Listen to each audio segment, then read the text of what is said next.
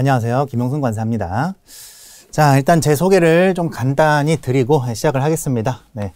저는 이제 김용승이고, 32기, 자, 관세사입니다. 그래서 지금 이제 실무랑 병행을 해서, 저는 이제 인천공항에서 처음 취직한 그 직장에 계속 다니고 있습니다. 지금까지. 그래서 지금 그 직장에서 한 지금 9년 정도 됐어요. 그래서 자, 제가 가르치는 과목이 이제 무역 실무죠. 그래서 실무에 대해서만큼은 이 이제 이론과 상당히 이제 많이 이제 결합을 시켜가지고 어느 정도 이 이론이 왜 생겼고 실무에서 어떤 효과가 발생이 되고 반대로 실무에서 어떠한 그런 장단점이 있어서 왜 이런 협약이라든가 이런 것들이 생겨났는지를 이제는 이해를 하는 단계입니다.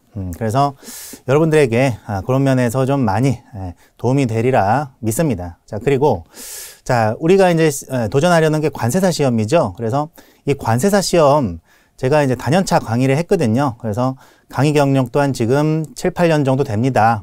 그래서 이 관세사 무역실무 같은 과목은 약간 난감한 과목이죠. 과목 자체가 난해하진 않아요. 어렵진 않은데 난감한 과목입니다. 왜 난감하냐?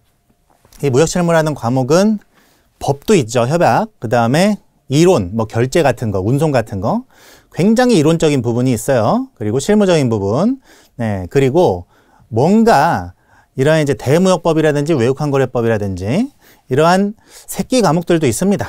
자, 이 새끼 과목만 없으면 어떻게 무역실무를 좀 하겠는데 이 대환이 또 붙어 있다는 거예요. 그래서 이 무역실무가 굉장히 좀 난감해요. 어떻게 공부해야 될지. 그래서 이 무역실무라는 과목은 파트마다 그리고 뭐 CISG면 CISG, 대무역법이면 대무역법 이렇게 각각의 공략법이 따로 있습니다. 그래서 그런 것들을 위주로 저도 이제 공부를 해봤기 때문에 수험 시절에 그런 먼저 제가 걸어간 길을 걸어가면서 뭐 맨홀에도 빠져보고 가시에도 찔려보고 했으니까 그런 것들을 갖다가 어떻게 해야 되는지를 수험생분들께 충분히 좀 노하우를 좀 설명을 드릴 거고. 자, 그리고 우리 교재가 논술답안백서죠. 그러니까는 이 논술답안백서는 뭐예요? 문제풀이 답안백서입니다. 그래서 이 이제 문제를 갖다가 실어놓고 요 문제를 어떻게 답안을 도출해야 되는지를 이제 수험생분들한테 설명해주고 있는 그런 책이에요. 자, 그래서 자, 기본 강의죠. 이제 기본 강의긴 하지만은 어쨌든 교재의 목적은 이제 수험생분들께 실제로 답안을 작성을 가능하게 하는 그러한 이제 스킬, 어빌리티를 좀 높여주는 그런 목적에서 이 책이 발간이 됐습니다. 그래서 제 강의의 목적은 기본 강의서부터 이런 문풀에 초점이 맞춰져 있어요. 그래서 아예 베이스가 없는 상태의 분들을 타겟으로 하기보다는 어느 정도 베이스가 좀 갖춰져 있고 그 다음에 이제는 이제 문제풀이, 뭐 논술 이런 것들로 이제 진입을 하는 거기에 있는 그 수준에 있는 레벨에 있는 수험생분들을 대상으로 제가 이제 강의를 거기에 타겟을 맞춰서 합니다. 그래서 참고적으로 그렇게 좀 알아주셨으면 좋겠습니다. 네, 그래서 제 강의의 어떤 특징은 일단 기본 강의에서는 이제 이론도 이론 설명이지만은 정리를 할 거예요. 일단 정리가 돼 있어야 우리가 쓸 수가 있는 거죠. 그래서 정리를 위주로다가 제가 이제 설명을 할 테니까 그 부분을 참고해 주시면 좋겠습니다. 자, 그러면 1강이죠. 자, 무역계약이죠.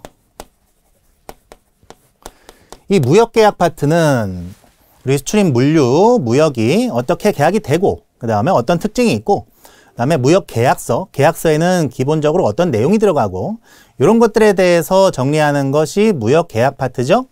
그래서 이 무역계약 파트에서 제가 과거 기출 패턴을 쭉 봤습니다. 이 기출 패턴이 어떤 식으로 됐냐면 이 무역계약 파트는 아주 단순하게 10점짜리 문제로 단순하게 나왔단 말이죠. 자, 그런데 지금 현재는 관사시험이 많이 개편이 돼가지고 30점 문제, 20점 문제 이런 식으로 나오죠. 그러나 30점 문제 안에서도 뭔가 쪼개지고 점수가 20점 문제 안에서도 쪼개지고 하다 보니까 뭐 10점이든 6점이든 이렇게 아주 조금 이제 낮은 배점을 가지고 단순하게 외우기만 하면은 쓸 수 있을 정도로 문제가 출제가 돼요. 네. 그런 특징이 있습니다. 그러니까 여기는 논술할 만한 거리가 거의 없다라는 거예요. 자, 참고적으로 논술이라고 하면은 과거에는 이 논술이 관사시험에서 어떻게 나왔냐면은 요 논술은 어떤 이제 비교 혹은 장단점 이런 것들에 대해서 이제 물어보는 게 논술 문제였습니다. 과거에. 그래서 예시를 하나씩만 좀 들어드리면은 이 비교 문제는 어떤 식으로 나왔냐면 CISG와 인코텀즈의 위험 이전을 한번 비교해봐라. 자, 요 문제가 50점짜리 문제로 출제가 됐었죠. 과거에. 이때는 이제 50점짜리 문제, 거의 논술 문제 중에 그냥 논문을 쓰라는 그 정도의 배점이었으니까, 어쨌든 이런 문제가 한 번 나왔었고, 50점짜리 문제로. 자, 장단점이라고 하면은 FOB 플러스, 뭐 이제 컨테이너 운송, 뭐 이제 항공 운송, 이런 것들에 대해서 어떤 장단점, 이런 것들을 논하시오. 이런 문제가 과거에 출제된 바가 있습니다. 그래서 논술은 이런 식으로 나왔다라는 거예요, 과거에. 하지만 이제 관사시험 문제가 많이 개편이 됐죠? 그리고 무역계약 파트는 원체부터가 논술에 대해서 거의 니즈가 없어요, 여기는. 그래서 웬만하면 정말 90% 이상은 10점짜리 혹은 그 밑에 배점으로 단순하게 나올 것이다 라는 예상을 해볼 수가 있습니다. 자, 그래서 과거 기출문제를 한번 보면은 제가 이제 한 2000년대 초반부터 현재까지 기출문제를 쭉 봤어요. 그래서 어떤 문제가 출제됐냐. BWT 거래, 무역계약의 종류 중에 BWT 거래, 그 다음에 중개무역, 그 다음에 특정거래 형태. 자, 요런 부분에서 문제가 출제가 됐습니다. 주로 이런 부분이었죠. 그래서 BWT 거래 같은 경우에는 스테일비엘이랑 연관이 많이 됐죠. 스테일비엘. 그리고 중개무역 같은 경우에는 중개무역의 보안 문제. 자, 특정거래 형태는 특정거래 형태를 한번 열거해봐라. 그런 형태로 문제가 나왔습니다. 그래서 기출 패턴은 거의 요거예요. 그래서 우리가 앞으로 시험에 합격하기 위해서 공부 방법을 공부 방법을 어떻게 잡아야 되겠느냐. 자, 여기에서 제가 이제 드리고 싶은 말씀은 어차피 무역실무 아무리 방대해도 시험에 합격하기 위해서는 빈 공간이 있으면 안 됩니다. 절대로. 그래서 어디서 문제가 출제되든 쓰긴 써야 돼요, 다. 자, 그걸 이제 목표로 하는데, 그건 궁극적인 목표입니다. 우리가 그 목표에 도달하기까지 그 완벽함을 목표로 삼으면요, 지쳐서 갈 수가 없어요. 그래서 공부 방법은 어쩔 수 없이 여기도 처음에는 선택적으로 우선순위를 둬서 공부를 할 수밖에 없어요. 자, 그러면 이제 우선순위가 뭐냐? 요 위에 있는 것들이죠. 시험 문제 과거에 잘 나온 거. 그래서 전체 무역계약 내용이 있다라면은 그 중에 BWT 먼저 공부하고, 중개무역 먼저 공부하고, 특정거래 형태 중에 키워드 먼저 공부해서, 살짝씩 만들어 놓는 겁니다. 절대 여기는 전체를 완벽하게 처음부터 공부할 수가 없어요. 그렇게 공부하는 건 너무 비효율적입니다. 우리 무역실무에서 뭐 인코텀즈니 CISG니 더 훨씬 중요한 부분이 많기 때문에 여기를 갖다가 무역계약 쪽을 처음부터 완벽하게 건드리는 것은 너무나 비효율적인 방식이에요. 처음에는 어쩔 수 없이 선택적으로 우선순위를 둬가지고 공부를 하되, 자, 나중에는 어떻게 돼야 돼요? 결국에는 궁극적으로는 그래도 빈칸을 다 채워야겠죠? 그래서 비는 부분 없이 어디에서 문제가 출제되든 답안지를 쓸 수 있을 정도로 완벽하게 그렇게 공부를 해야 됩니다.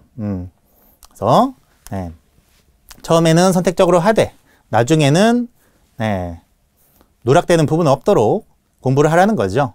가능하냐고요? 그게 가능합니다. 다 합격하는 사람들은 다 했어요.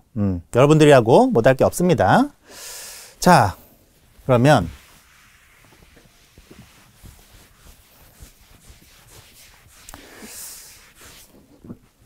본격적으로 내용에 들어가기 전에 여러분들이 이제 무역계약 무역실무의 그 무역계약이 이제 가장 앞부분에 있는 파트라는 것은 뭐 이미 알고 계실 거예요. 그리고 무역실무의 뒷부분에서 더 많은 내용들이 나온다는 사실도 알고 계실 겁니다. 그래서 이 무역계약 파트가 그럼 나머지 무역실무의 다른 파트와 어떤 관계를 가지고 있는지 그 연관된 관계성에 대해서 한번 논하고 지나가도록 하겠습니다. 자, 그래서 요 그림은 제가 이제 어떤 무역실무 강의를 하더라도 처음에 그리는 그림인데, 네. 자, 무역계약을 여기다가 놓고요. 무역계약 파트, 여기가 CISG랑 연동이 돼요. CISG. 자, 그리고 둘이 여기다가 놓고, 여기를 인코텀즈, 여기를 결제, 보험, 무역계약의 종료. 자, 이렇게 이제 놓고, 여기는 운송입니다. 운송이 가운데 들어가요. 그래서, 요렇게 이제 관계를 가지고 있을 것이고, 그 다음에 나머지 것들도 이런 식으로 서로 상호 간의 관계를 가지고 있겠죠. 무역실무가 이제 실무 과목이다 보니까, 네, 하나하나 이제 분절돼서 그 HS처럼 이렇게 분절되는 그런 느낌이 안 납니다. 모든 것이 다 하나로 통틀어서 맞물려 있어요. 자, 그래서 무역계약과 인코텀즈. 자, 이 부분을 보게 되면은 어떤 관계성이 있겠느냐. 자, 대표적으로는 이게 가격 조건이라는 거예요. 가격 조건. 그래서 자, 무역계약은 매도인과 매수인이 체결을 하는 거죠. 매도인과 매수인이 체결을 하는데, 자, 물품 자체의 가격이야. 물품 자체의 원래 가격이야 당연히 수요 공급법 측에 의한 시장 가격으로 결정이 될 거예요. 그래서 네, 이제 파는 사람이 많으면 많을수록 물건값은 싸질 거고, 사는 사람이 많으면 많을수록 물건값은 비싸지겠죠. 자, 이 물건 가격이 아니라 이제 인코텀즈에서 말하는 바는 뭐죠? 이 무역계약에 수반하는 운송이라든지 보험이라든지 이런 쪽에 들어가는 비용이죠. 그거를 매도인이 부담하냐 매수인이 부담하냐죠. 네, 가격 조건이죠. 그래서 무역계약을 체결할 때 양 당사자들은 이러한 무역계약에 수반되는 여러 가지 비용들을 매도인이 부담할 것이냐 매수인이 부담할 것이냐를 미리 정해놓고 그것을 갖다가 계약서에 명시를 합니다. 계약서에 명시를 하는데 이걸 갖다가 일일이 합의하기는 너무 번거로우니까 11가지 정형거래 조건을 정해놓은 게 인코텀즈죠. 그리고 그 인코텀즈를 계약서에 삽입을 해서 우리는 뭐 FOB로 하겠다. 우리는 뭐 CIF로 하겠다. 이런 식으로 결정해 놓는 게 가격 조건이죠. 네, 그래서 이 둘 간의 관계는 대표적으로 가격 조건에 있다라고 볼 수가 있어요. 자, 그리고 인코텀즈와 결제, 여기도 바로 예상이 가능하죠. 바로 화환 취결을 할 때, 네, 신용장이나 추심의 화환 취결을 할 때 CIF 계약을 대표적으로 들 수가 있습니다. 그래서 자, 결제로 하게 되면은 가장 전통적이고 가장 이 예술적인 결제 방식, 그게 뭐죠? 신용장이죠. 그래서 신용장에서 이런 이제 서류들이 은행을 통해서 결제되는 일련의 절차를 화환 취결이라고 합니다. 그리고 이 화환 취결은 이제 배우시겠지만은 CIF와 아주 찰떡궁합이죠. 그래서 인코텀즈의 CIF가 이 결제의 신용장을 위해서 탄생하는 그런 느낌이 들 수가 있어요. 그래서 네, 사실은 CIF가 먼저 있고 그 다음에 이제 신용장이 탄생하긴 했는데 어쨌든 간에 네, 이 화환 취결과 CIF는 아주 찰떡궁합이더라 라는 겁니다. 네. 자, 그 다음에 이제 결제와 보험은 요 둘 간의 관계는 보험 서류 요건이라고 할 수가 있겠죠. 그래서 자, 결제는 대부분 신용장을 뜻합니다. 지금 결제라고 하면은. 그래서 이 UCP에서 은행이 이제 서류 심사를 할 때 보험 서류 요건을 보죠. 그래서 운송 서류 요건, 보험 서류 요건, 서류의 요건을 봐서 심사를 하죠. 자, 그 내용이 네, 이 보험과 결제는 둘 간의 아주 중요한 내용이라고 할 수 있겠습니다. 자, 그리고 무역 종료와 보험 이쪽을 보게 되면 이거는 뭐 말할 것도 없죠. 보험 클레임이죠. 그래서 무역 종료가 아주 원만하게 되면 상관이 없습니다. 원만하게 되면 상관이 없는데 어떤 문제가 생길 수도 있어요. 그래서 네, 어떤 일방 당사자가 자신의 손해를 보험자에게 클레임을 제기해서 보험금을 수령해야 될 수도 있습니다. 그래서 그런 이제 클레임의 내용이 대표적으로 여기 있겠네요. 자, 그리고 무역 계약과 종료. 여기에서는 어떤 내용이 나올까요? 여기서는. 자, 무역 계약이 말씀드렸듯 원만하게 종료되면 상관이 없어요. 그런데 뭔가 여기서 또 트러블이 발생을 했어. 예, 분쟁이 발생할 수도 있겠죠. 자, 그러면 무역계약서에 그 분쟁의 해결에 대한 그런 내용을 계약서에 넣어놓을까요? 안 넣어놓을까요? 당연히 넣어놓겠죠. 그래서 이 종료와 무역계약 간의 관계는 구제권에 해당이 됩니다. 구제권. 그리고 이 CISG에서 엄청나게 많이 투자를 하고 있는 부분도 구제권이죠. 구제권. 그리고 뭐 손해배상이라든지 혹은 뭐 불가항력이라든지 양 당사자의 어떤 분쟁 해결에 관한 그런 토픽들, 예, 이런 것들이 무역계약과 종료와의 관계죠. 그래서 아주 밀접하죠, 여기는. 자, 그러면 5개를 다 봤는데 이제 운송 요쪽을 안 봤어요. 자, 운송은 BL로 선화증권으로 이렇게 볼 수가 있겠습니다. 운송의 다른 내용도 있겠지만 가장 대표적으로 무역실무 다른 파트와 연동이 심한 게 저 선화증권이에요. 그래서 자, 선화증권이 그럼 다른 파트들과 어떻게 관계가 돼 있겠더라? 한번 요걸 갖다가 쭉 알아보겠습니다. 자, 첫 번째로 무역계약 CISG 요쪽이랑은 어떤 관계가 있을까요? 사실 CISG에서 선화증권을 직접 언급한 거는 없어요. 거의 없습니다. 자, 그런데 이 CISG를 보게 되면 이 BLA 이제 권리증권이죠.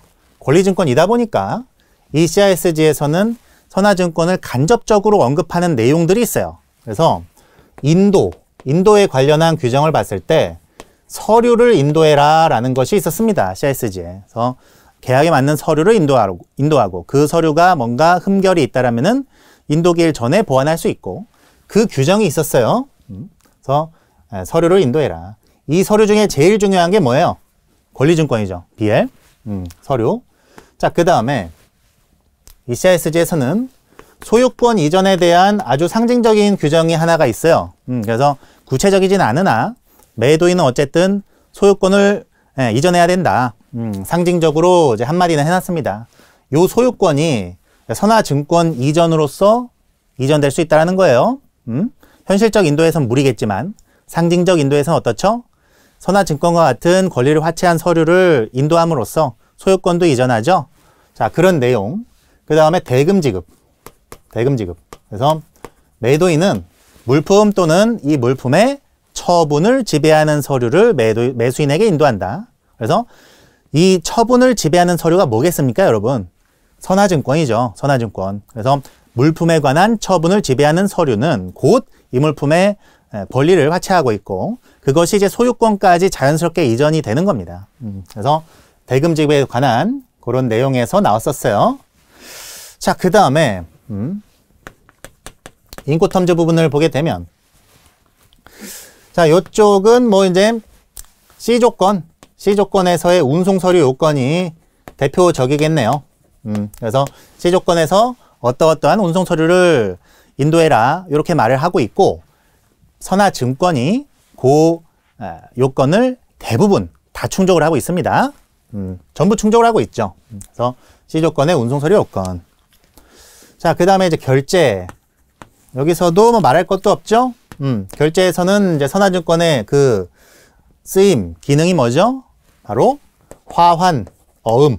화환어음으로 쓰이는 거죠. 그래서 환어음에다가 선화증권과 같은 권리증권을 같이 첨부해가지고 은행에 제시하는 형태.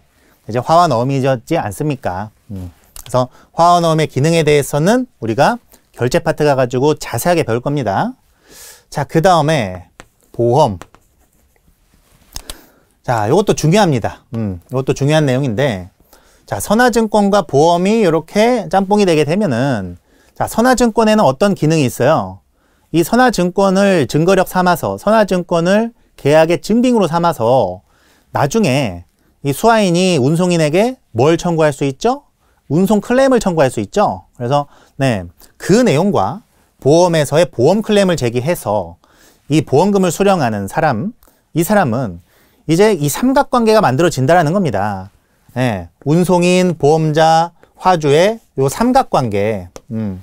자, 그래서 이 삼각관계가 어떻게 이루어집니까? 보험자가 먼저 화주에게 보험금을 지급을 해주고 이렇게 어떻게 하죠? 여기서 뭐가 일어나죠? 보험금을 지급을 해주면 대위가 일어나죠. 대위. 그래서 이 보험자는 운송인에게 배상 청구를 할 수가 있습니다. 예, 그게 이제 보험자 대위의 가장 기본적인 청구권 대위죠. 그래서 네, 여기 관계는 이 보험자 대위에 의한 청구권 대위. 그 내용이 있거든요, 여기에. 엄청나게 중요한 거고, 이렇게 보험자 대위를 해서 운송인에게 청구권을 행사할 수 있는 근거는 선화증권이에요, 선화증권. 그래서 선화증권이 운송계약의 어떤 이제 계약의 증빙으로서 활용이 된다. 그런 겁니다. 자, 그리고 마지막 무역계약의 종료 파트. 여기도 이제 보게 되면 일단 운송 클레임을 먼저 얘기할 수가 있어요. 그래서 말씀드렸듯 운송 클레임을 제기할 수 있는 근거는 선화증권이 계약의 증빙이기 때문이죠. 예, 그러니까 전기선 운송에서. 그래서 선화증권을 근거로다가 이제 운송 클레임을 제기할 수가 있는 것이고, 자, 이 운송 클레임 제기의 근거는 해상운송법규가 됩니다. 그래서 해상운송법규도 여기에서 빠질 수가 없어요. 헤이그 규칙, 헤이그 비스비 규칙. 그런 것들이 BL에 녹아 있는 거죠. 헤이그 규칙, 헤이그 비스비가 BL의 계약 내용으로서 첨부가 되는 겁니다. 그래서 해상운송법규가 있고, 뭐 LI라든지 파손화물 보상장, 뭐 부지 약관, 이렇게 뭐 송화인, 수화인 이렇게 해가지고 운송인까지 이 사람들을 관계를 규정하는 이런 약관들, 얘네들도 여기랑 관련이 있는 거예요. 그래서 운송 내용에서 이런 것들 자세하게 배우시겠습니다. 자, 이렇게 쭉 정리를 해봤고, 여러분들이 이제 무역실무를 한 회독을 하셨다라면 이런 내용들이 아직까지는 머릿속에 다 이어지지 않습니다. 그래서 저게 도대체 뭔 내용이었더라 약간 희미할 수가 있어요. 어떤 부분에서는. 그래서 제가 이제 기본 강의 시간에 각각 파트에 가가지고 이런 내용들을 한 번씩 더 말씀을 해드리면서 어떤 연관성이 있다라고 말씀을 해드릴 겁니다. 그러면서 문제풀이로 가서 어떤 식으로 답안을 써야 된다도 자세하게 말씀을 드린 내용이니까 지금 이 내용은 참고만 하세요. 아, 무역실무가 이런 연관성이 있게 어떤 하나의 어떤 유기체로서 돌아가는구나. 자, 그 정도만 여러분들이 느끼셨다라면 됩니다. 자, 그러니까 관세사 시험이 최근 들어서 조금 단답형 질문이 많고 그런 지엽적인 부분에서 암기를 위주로 출제가 되고 하다 보니까 이런 내용을 굳이 몰라도 합격할 수 있다라고 생각하시는 분들이 혹시 계실 수도 있어요. 자, 그런데 무역실무를 그런 식으로 HS처럼 처음부터 암기로 그냥 접근하는 거는 거의 이건 불가능에 가깝습니다. 왜냐하면 무역실무의 내용이 워낙에 방대해요. 그러다 보니까 무역실무는 처음에 절대로 암기로 이렇게 생 암기로 다가갈 수가 없고 무역실무 자체를 맨 처음에 이해를 해야 됩니다. 이해를 하고 이게 왜 이렇게 되는지를 알아야 돼요. 그걸 알기 위해서는 이런 관계성을 알아야 됩니다. 그래서 어차피 무역실무를 잘하기 위해서는 이런 식으로 맨 먼저 이제 기초를 다지고 나서 그 다음에 이제 시험 문제가 원하는 지엽적인 내용을 공부를 하는 겁니다. 자, 그 다음에 무역실무의 어떤 위험에 대해서 이제 말씀을 드릴 겁니다. 자, 무역실무는 수출국과 수입국 간의 격차가 상당하죠. 그래서 격지자간 거래라고 합니다. 격지자간 거래라고 하고 시차도 크죠. 자, 그러다 보니까 이제 어떠한 특징이 있냐면은 법체계도 상이하고 법체계가 상이하고 위험이 높아요. 특히나 요 위험 같은 경우에는 여러 가지 위험이 있죠. 그래서 상업 위험, 신용 위험, 자, 이런 위험도 있고, 그 다음에 운송 중의 위험도 있죠. 운송 중의 위험도 있고, 전쟁이라든지 이런 비상 위험도 있습니다. 자, 그러면 이제 이런 위험들을 극복할 수 있는 방안이 뭐였어요? 상업 위험이나 신용 위험은 뭐 신용장이라든지, 그래서 이제 신용 위험을 낮추고 수출 보험 이런 걸로 신용 위험을 낮추고 그런 방법이 있었고, 그다음에 운송 중의 위험은 뭘로 낮추죠? 바로 네, 보험, 적하 보험으로 낮추죠. 그 다음에 비상위험은 얘는 이제 협회 전쟁약관이라는 네, 보험이 따로 있었죠. 협회 전쟁약관. 그 다음에 뭐 이제 불가항력 조항 이런 것도 나올 수가 있습니다. 불가항력 조항. 네. 그래서 이런 이제 여러 가지 장치들을 통해서 위험을 좀 낮추게 됩니다. 그래서 이런 게 이제 무역실무의 특징이었고, 자, 무역실무에서 이제 필요한 어떤 법 체계는, 자, 이 법 체계가 상이하다는 건데, 지금 가장 문제가 뭐냐면, 뭐 당연히 A국과 B국이 나라가 다르니까는 나라 간의 법 체계는 상이하겠죠. 그건 당연한 건데, 가장 문제가 뭐냐면, 통일중거법이 없습니다. 무역실무에는. 통일중거법의 부재. 이 문제가 크거든요. 그래서 통일중거법이 없다 보니까, 그러니까 강제적인 거죠. CISG 말고. 강제적인 통일중거법. 그래서 미국이든 한국이든 무역을 하게 되려면은 반드시 지켜야 되는 그런 법규는 현재 없습니다. 그래서 당사자 간 합의를 통해서 뭐 CISG를 편입을 하든 어떤 나라의 상법을 계약에 편입을 하든 지금 현재 그렇고 있는 추세죠. 예, 그래서 이 통일중거법이 없다 보니까는 당연히 어떤 분쟁 이런 것들이 생기고, 이런 것들도 무역실무의 위험 요소예요. 위험 요소고, 이걸 갖다가 약간이라도 줄여보고자 한 게 CISG입니다. 그런 스토리죠. 네, 그런 스토리고. 자, 우리나라 법 체계 같은 경우에는 이제 무역을 하게 되려면 일단은 대외무역법이 필수예요. 알아야 됩니다. 무역 실무자들이. 그래서 수출을 하게 되려면은 대외무역법에 따라서 뭔가 이제 내가 자격도 갖추고 이렇게 해야 됩니다. 이 대외무역법 상에 가장 기본적으로 수입과 수출의 정의가 있잖아요. 이 대외무역법은 물품뿐만 아니라 뭐 소프트웨어 이런 것까지도 수출 수입의 대상으로 하죠. 자, 그런데 관세법 같은 경우에는 오로지 물품만을 말하고 있는 거죠. 그래서 대외무역법은 무역 전반이고, 관세법 같은 경우는 통관과 관세 부과징수, 여기에 초점이 맞춰져 있는 게 관세법이죠. 가장 이 두 가지가 기본이고요. 거기에 이제 외국환 거래법도 있습니다. 결제하려면은. 그래서 우리가 외국환 거래법과 대무역법을 이제 무역실무에서 배우는 겁니다. 자, 그리고 각 어떤 물품에 따른 각 국내법이 있어요. 무역하려면은. 그래서 예를 들어 가지고 뭐 약사법 이렇게 하면은 내가 외국으로부터 약을 이제 수입을 하고 싶어요. 그러면 이 의약품에 관련한 허가를 먼저 받아야 돼요. 그 다음에 내가 취급하는 각각의 상품별로 또한 허가를 취득을 해야 됩니다. 자, 그런 게 이제 각 국내법에 있단 말이죠. 제가 방금 말씀드린 거는 약사법에 있어요. 그래서 각 국내법을 알아야 됩니다. 그래서 이 네 개가 무역하려면 가장 기본이에요. 가장 기본이고, 그 다음에 알아야 되는 것이 당연히 수출입을 이제 해야 되니까 이 CISG든가 혹은 인코텀즈든가 혹은 UCP든가, 네, 이렇게 무역 관련한 관계법규들을 알아야 되겠죠. 그래서 일단 이거는 우리나라에서 내가 사업을 했으니까, 내가 사업자를 냈으니까는 당연히 알아야 되는 거고, 얘네들은 지금 통일중거법이 부재하기 때문에 이런 협약을 통해서 이런 법적 위험 요소를 낮추는 거죠. 이게 리스크를 낮추는 겁니다. 협약을 통해서. 그래서 얘네를 알아야 되고, 자, 그 다음에는 뭡니까? 그 다음에는 어떤 결제라든지 운송이라든지 보험이라든지 이런 계약을 체결함에 따른 법을 알아야 돼요.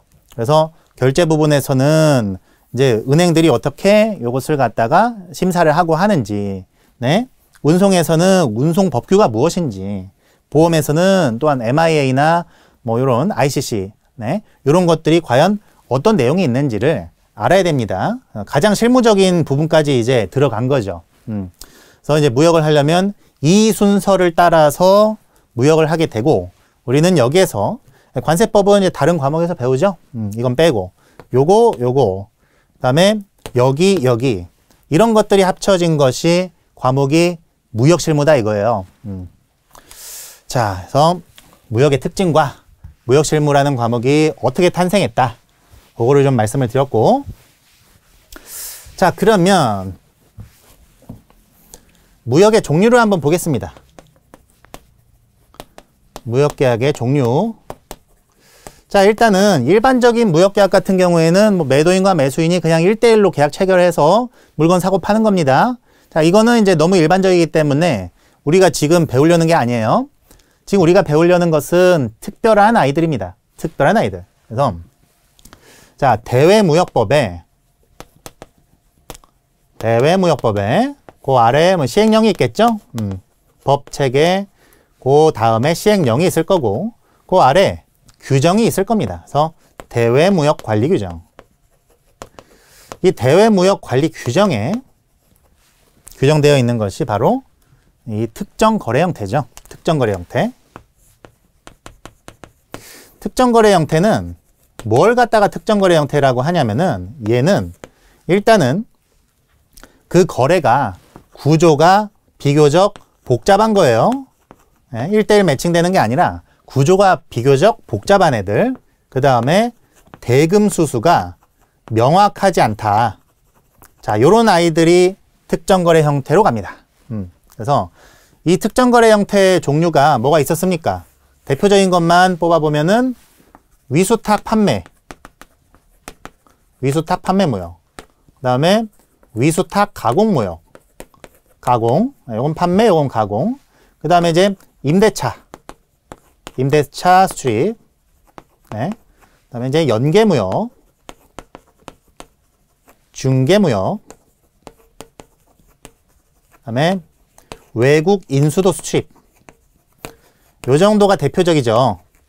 요 정도가 대표적이고, 각각의 키워드만 한번 뽑아 보겠습니다. 자, 위수탁 판매의 키워드는 뭐죠? 물품을 무상으로 보내는 거죠. 무환이라고도 하고, 무한으로 보내서 이것을 판매망.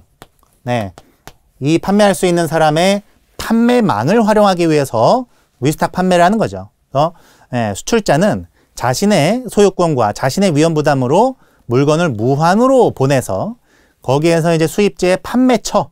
근데 이 사람은 자신의 판매망만 제공하고 어떤 수수료를 받고 자기가 물건을 팔아줄 뿐 그 수수료만 받는 거죠. 그에 따른 어떤 위험이나 그런 것들은 죄다 수출상의 것이죠. 그래서 이제 신시장을 개척할 때 신시장 개척이죠. 목표는 이것을 위해서 많이 활용되는 것이 위수탁 판매겠더라. 자, 그런데 위수탁 가공은 다르죠. 이거 같은 경우에는 가공임이나 가득액이라는 키워드가 나오죠. 그래서 가득액 같은 경우에는 우리나라에 있는 공장에서, 특히 보세 공장이겠죠? 이 공장에서 외국 원재료를 갖다가 가공을 해서 여기서 이제 수출을 내보내거나 이제 국내로 들여오는 뭐 요런 거. 그래서 가공이 되는 거죠.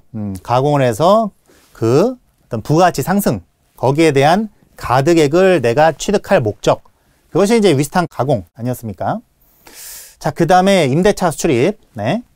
자, 임대차 수출입 같은 경우에는 요것이 이제 임대차로 이루어주는 거죠. 그래가지고, 빌려주고, 빌려받고. 그래서 나중에 소유권 이전이 될 수도 있고, 안 될 수도 있어요. 소유권 이전이 될 수도 있고, 안 될 수도 있다. 네. 자, 그 다음에 이제 연계무역. 네.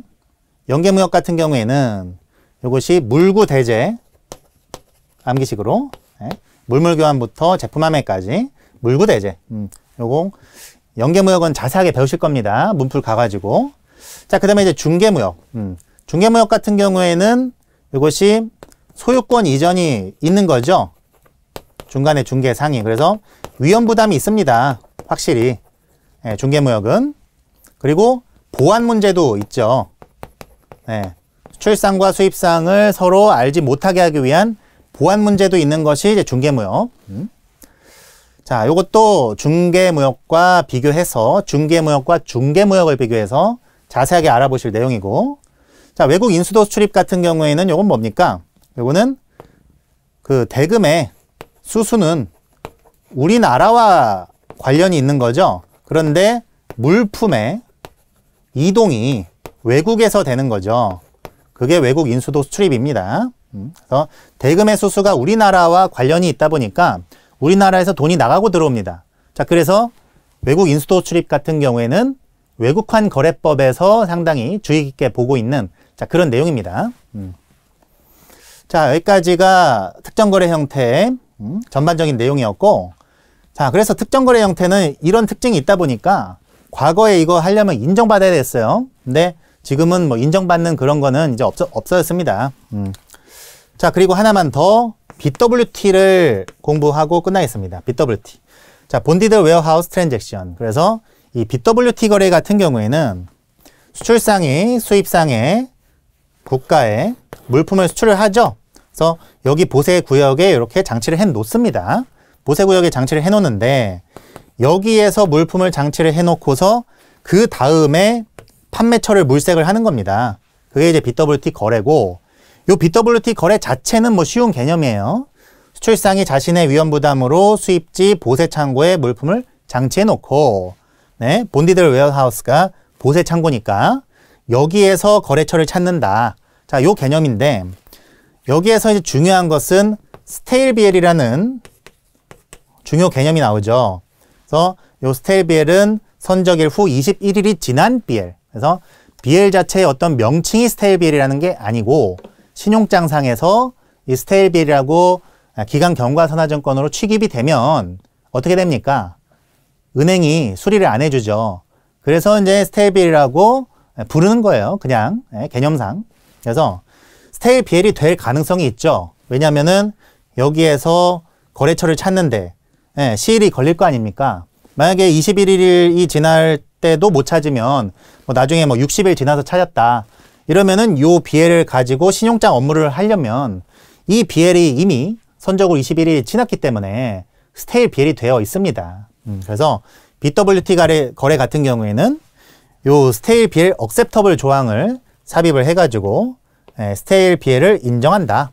그래서 스테일 BL 가지고도 충분히 거래를 할 수 있게끔 그렇게 신용장 조건에 삽입을 해놓는 것이 일반적이더라 이거예요. 그래서 BWT 거래로 신용장 거래를 하는 경우죠. 뭐 BWT인데 TT로 한다. 이러면은 이런 내용이 나옵니까? 안 나옵니까? 안 나오죠.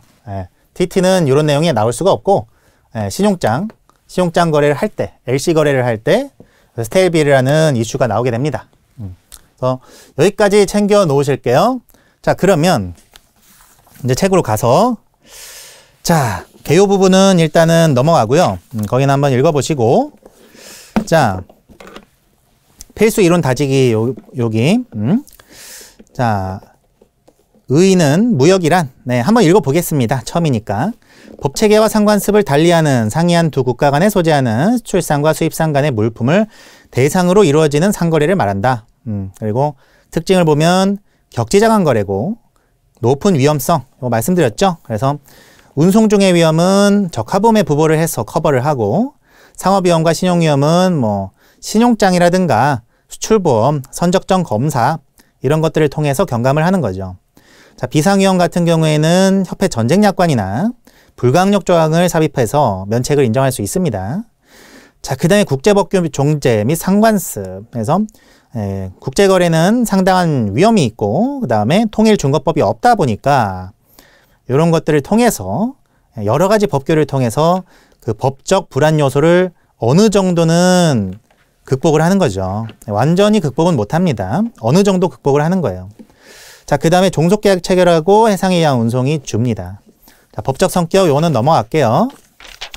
자, 그래서 무역의 분류를 보시면 지금 법규에 따른 분류해서 대무역관리규정에서는 다음과 같이 정의하고 있다 이렇게 나오죠. 키워드만 체크하고 넘어가겠습니다. 그래서 이 특정거래 형태는 단순하게 이걸 나열해서 서술해라 이렇게 나올 수도 있겠고 요걸 비교해 볼 수도 있어요. 그래서 뭐 위수탁 판매, 뭐 위수탁 가공 비교해라. 비교 문제도 출제될 가능성이 있다는 것에 조금 여러분들이 그렇게 좀 알고 계시고 자, 일단은 위탁 판매 수출 여기를 보면 물품 등을 무환으로 수출한다. 무환 체크. 무환이 키워드죠. 자, 그 다음에 위탁 가공무역. 요거는 가공임. 이게 키워드입니다. 가공임. 수탁 가공은 가득액. 요게 키워드고요. 자, 임대 수출은 이것을 갖다가 다시 수입하거나 혹은 소유권을 이전한다. 이게 키워드죠? 임차 수입은 다시 수출하거나 소유권을 이전받는다. 이게 키워드고. 자, 그 다음에 연계무역, 중개무역은 뭐 버릴 게 하나도 없겠고, 외국 인수 수입은 자, 수입 대금은 국내에서 지급된다. 이게 키워드. 외국 인도 수출은 수입 대금은 국내에서 영수한다.